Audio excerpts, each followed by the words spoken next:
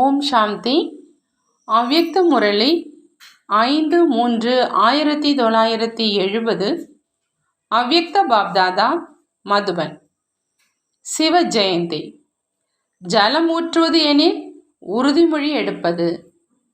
சிவ ஜெயந்தியை கொண்டாடுவதற்காக பாப்தாதாவை அழைச்சிருக்கீங்க. இதை எவ்வாறு கொண்டாட விரும்புகிறீங்க? சந்திப்பதை கொண்டாடுவதாகும். உலகினர் சந்திப்பதற்காகவே கொண்டாடுறாங்க. ஆனால் நீங்களோ சந்திப்பதையே கொண்டாடுவது அப்படின்னு உணர்றீங்க. ஆகவே சந்திப்பது அப்படின்னா இதை கொண்டாடி விட்டீர்கள் என்றாகுது. ஆக இன்னும் என்ன பாக்கி இருக்கு? உங்களை பொறுத்த அளவில் கொண்டாடுவது அப்படின்னா சந்திப்பது மற்றும் உங்களுக்கு சமமாக மற்றவர்களை மாற்றுவது. இன்று இந்த இரு காரியங்களையும் செய்யணும். நீங்கள் சந்திப்பதை கொண்டாடி வரீங்க. ஆகவே எஞ்சி உள்ளது மற்றவர்களை உங்களுக்கு சமமாக மாற்றுவது. ஆகவே இந்த இரு காரியங்களையும் செய்து விட்டீங்க அப்படின்னா சிவ ஜெயந்தியை கொண்டாடிட்டீங்க அப்படின்னு அர்த்தம். பக்தர்கள் பலி கொடுக்க செல்லும் போதும் இடையில பிராமணர்கள் இருப்பாங்க. அதை அவர் மூலமாக செய்கிறாங்க. நீங்களும் பிராமணர்கள். பக்தர்கள் எவ்வாறு ஜலத்தை தெளிக்கிறாங்களோ அதே மாதிரி குழந்தைகளாகிய நீங்களும் தந்தையின் மீது ஆத்மாக்கள் என்கின்ற ஜலத்தை தெளிக்கிறாங்க. பக்தி மார்க்கத்தில் இவ்வாறு நீர் அல்லது பாலை தெளிக்கின்ற வழக்கம் எங்கிருந்து வந்தது? எந்த நேரத்தில் ஜலத்தை தெளிக்கிறாங்களோ அப்போ அவங்களுடைய மனசுல எதை நினைக்கிறாங்க அப்படிங்கிறது உங்களுக்கு தெரியுமா? நீர் அல்லது பாலை தெளிப்பதன் பொருளாவது எப்பொழுதாவது ஒரு பிரதிஞ்ஞை செய்ய வேண்டி வரும் பொழுது கையில் நீரை ஏந்தி சூரியனுக்கு அந்த நீரை அர்ப்பணித்தவாறே உறுதிமொழி செய்கிறாங்க. அதே மாதிரி உங்களை அணுகுபவர்களிடமிருந்து முதல்ல உறுதிமொழி அப்படிங்கிற அந்த ஜலத்தை பெற்றுக்குங்க. இன்று முதல் ஒரே ஒரு சிவபாபாவை மட்டுமே சேர்ந்தவராக இருந்து வருவோம் என்று அவர்களை உறுதிமொழி செய்விக்கிறீங்க இல்லையா? இவ்வாறு முதல்ல அவங்களை உறுதிமொழி செய்விக்கிறீங்க. பக்தர்களும் முதல்ல உள்ளூராக செய்த பிறகே தேவதைகளினுடைய முன்னிலையில வந்து தங்களை அர்ப்பணித்து கொள்றாங்க. உண்மையான பக்தர்கள் தேவதைகளுடைய முன்னிலையில தம்முடைய சிரம் தாழ்த்தி வணங்குறாங்க. அதாவது தம்மை அர்ப்பணித்து கொள்றாங்க. ஆகவே நீங்களும் அவர்களை உறுதிமொழி செய்விக்கிறீங்க. அவங்க பக்கா ஆன பிறகு அவர்களை சம்பூர்ண ஸ்வாகா செய்விக்கிறீங்க. இத்தகைய சேவை செய்யணும், முழுமையாக அர்ப்பணம் செய்விக்கணும். இவ்வாறு எத்தனை ஆத்மாக்களை செய்வித்தீங்க? நீங்கள் சுயம் எந்த அளவு சமர்ப்பணம் செய்திருக்கீங்களோ அந்த அளவே மற்றவர்களையும் அவ்வாறு செய்விக்க முடியும். மாறாக நீங்களே சம்பூர்ண சமர்ப்பணம் ஆகலை அப்படின்னா மற்றவங்களையும் அந்த அளவே உங்களுக்கு சமமாக மாற்ற முடியும். இப்பொழுது இவ்வாறு சம்பூர்ண சமர்ப்பணம் செய்விப்பதற்கு அவகாசமும் முயற்சியும் தேவைப்படுது. ஆனால் இன்னும் சிறிது காலத்தில் சம்பூர்ண சமர்ப்பணம் செய்து கொள்பவர்களுடைய கியூ ஏற்பட்டுடும். இதனுடைய நினைவு சின்னம்தான் காசி கல்வெட்டு. அங்கு தங்களை தாங்களே வெட்டி கொள்வதற்கு தயாராக ஆயிடுறாங்க. அதே மாதிரி இங்கும் அவங்க தயாராக ஆயிடுவாங்க. அவங்களிடத்துல இந்த ஆசையை ஏற்படுத்துவதற்கு நீங்கள் எந்த முயற்சியும் எடுக்க வேண்டியது கிடையாது. உயரம் தாண்டி குதிப்பதற்கு அவங்களே விரும்பி தயாராக ஆயிடுவாங்க. இப்பொழுது அந்த கியூ ஆரம்பமாகலை. இதற்கு காரணம் இருக்குது. இப்போ குழந்தைகள் இடையில எத்தகைய கியூ காணப்படுது? எப்பொழுது இந்த கியூ முடிவடையுதோ அப்போதான் அந்த கியூ தோன்றும். உங்கள் இடையில எந்த கியூ காணப்படுது அப்படிங்கிறது உங்களுக்கு தெரியுமா? எத்தகைய சங்கல்பம் உங்களுடைய முயற்சிகளில் தளர்ச்சியை ஏற்படுத்துது? அது எது? வியர்த்த சங்கல்பம். வியர்த்த சங்கல்பத்திற்கான மூல காரணம் என்ன? பழைய சமஸ்காரங்கள் எந்த உருவில் வருது? வியர்த்த சங்கல்பங்கள் வருவதற்கான காரணத்தை சாரமாக ஒரே ஒரு வார்த்தையை சொல்லுங்க. கியூ என்பதே அந்த சொல். இது ஏன் நடந்தது என்கிற ஏன் என்கின்ற வார்த்தையின் மூலமாக வியர்த்த சங்கல்பம் அல்லது விகல்ப சங்கல்பங்களுடைய கியூ ஏற்பட்டது. ஆங்கிலத்திலும் பாருங்க, ஏன் என்கின்ற கேள்விக்குறி வளைந்து காணப்படுது. இந்த ஏன் என்கின்ற கியூ மிக நீளமானதாக இருக்குது. இந்த கேள்விக்குறி மறைந்த பிறகே சம்பூர்ண ஸ்திதி ஏற்படும். பிறகு அந்த கியூ ஏற்பட்டுடும். எப்பொழுது இந்த ஏன் என்கின்ற சொல் மறைதோ அப்போதான் டிராமா என்பதில் ஒருநிலைப்பட்டு நிற்க முடியும். ஆகவே இப்பொழுது ஏன் என்கின்ற கியூவை அழிக்கணும். புரிந்ததா? ஏன் என்கின்ற ஒரு சொல்லின் மூலமாக எத்தனை சங்கல்பங்கள் உருவாகிடுது. ஏன் என்பதனால கற்பனை செய்வது துவங்கிடுது. எந்த ஒரு உறுதிமொழி செய்யும் பொழுதும் நீரை தெளிப்பது வழக்கம்.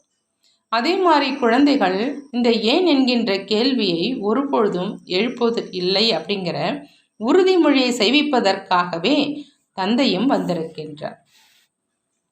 மதுவனத்தில் பாண்டவர்களுக்கே முக்கியமான பொறுப்பு இருக்குது.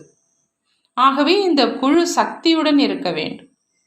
பாண்டவர்களுடைய குழு சக்தியுடன் இருந்தால் அசுர சம்பிரதாயம் என்ன, அசுர சங்கல்பம் கூட பாண்டவ பவனுக்குள்ள புக முடியாது. இவ்வளோ பாதுகாப்பு அளிக்கணும். உலகத்தில் காணப்படும் பாதுகாப்பு அளிப்பது மிக எளிது.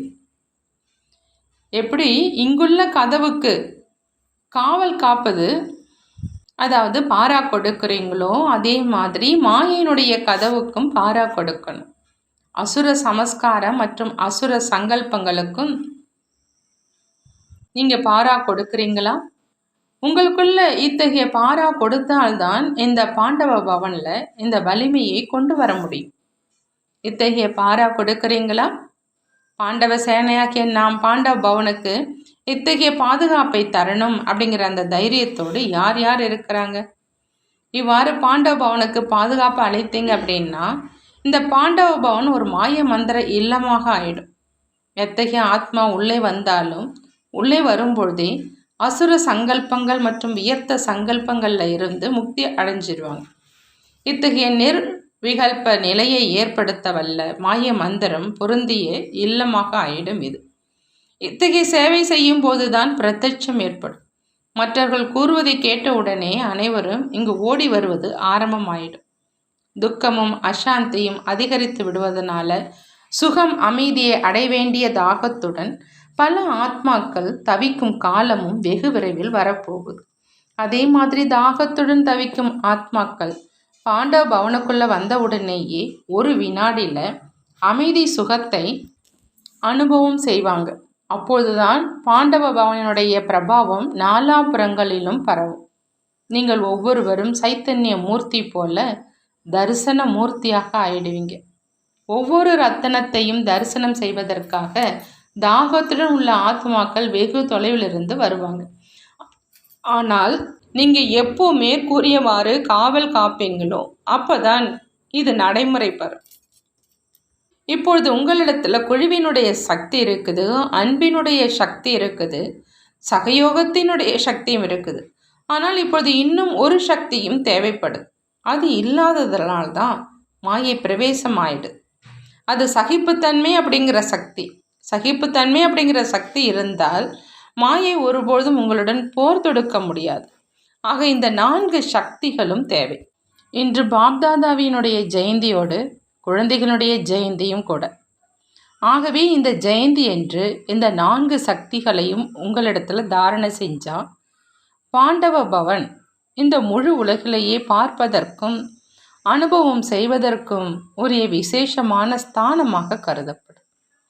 இந்த பாண்டவ பவனுடைய மகத்துவம் முழு உலகத்துக்கும் தெரிய வரும். இந்த மகத்துவத்தை அதிகரிக்க வல்லவங்க யாரு? பாண்டவ சேனை மற்றும் சக்தி சேனை. மதுபனை வாசிகள் தான் இந்த மகத்துவத்தை அதிகரிக்க வல்லவங்க.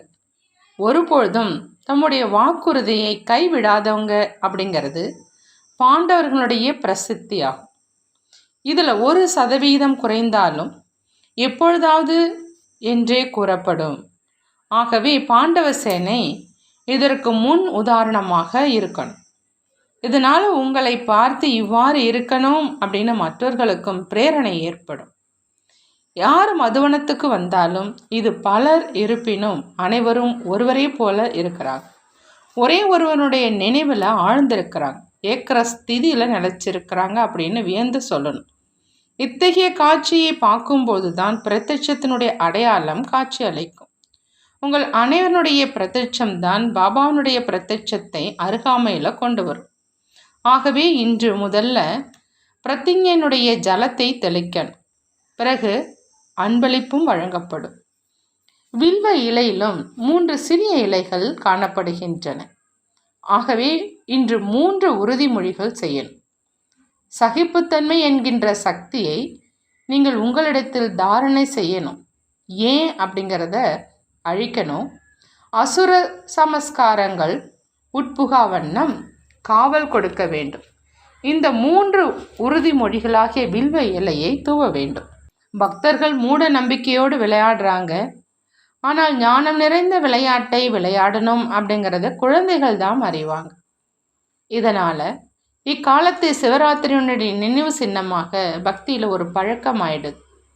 ஞானத்தோடு முதல்ல குழந்தைகள் தான் இதை துவங்குறாங்க. பிறகு பக்தர்கள் இதை மூட நம்பிக்கையுடன் இதை செய்கிறாங்க. எப்பொழுதாவது இது நடைபெற்றிருக்கணும். இதனால்தான் அது நினைவு சின்னமாக ஆகுது. வந்தே மாதரம் என்று தந்தை குழந்தைகளிடத்துல சொல்கிறாங்க. இது எவ்வளவு வித்தியாசமானது.